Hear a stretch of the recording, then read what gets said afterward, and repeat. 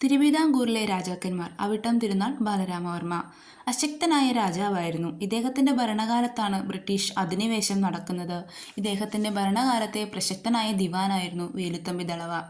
ഇദ്ദേഹത്തിന്റെ ഭരണം മൂലം സാമ്പത്തികപരമായി ബുദ്ധിമുട്ട് അനുഭവിച്ച രാജ്യം സ്വന്തം ഖജനാവ് നിറയ്ക്കാൻ പ്രമുഖരായവരിൽ നിന്ന് പണം പിരിക്കുവാനും തുടങ്ങി.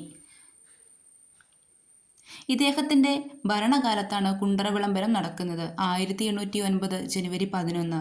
ദിവാൻമാർ വേലുത്തമ്പി ദളവയായിരുന്നു, ഉമ്മിണിത്തമ്പിയും.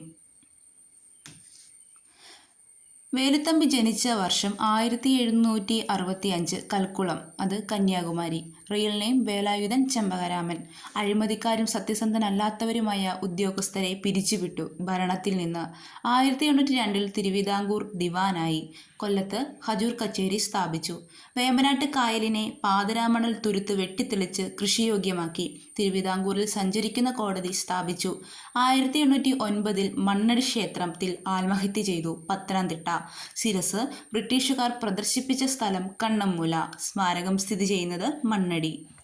പ്രതിമ സ്ഥിതി ചെയ്യുന്നത് തിരുവനന്തപുരം. വേലുത്തമ്പി ദളവയുടെ പേരിൽ സ്ഥാപിതമായ കോളേജ് സ്ഥിതി ചെയ്യുന്നത് ധനവച്ചപുരം.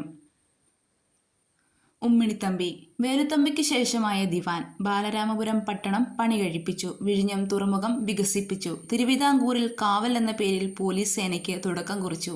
തിരുവനന്തപുരത്തു നിന്നും നെയ്യാറ്റിൻകരയ്ക്കിടയ്ക്കുള്ള കാടുകൾ വെട്ടിത്തെളിച്ച് നെയ്ത്തുകാരെ പാർപ്പിക്കുകയും അവിടെ വികസിച്ചു വന്ന പട്ടണത്തിന് രാജാവിനെ അനുസ്മരിച്ച് ബാലരാമപുരം എന്ന പേര് നൽകുകയും ചെയ്തു.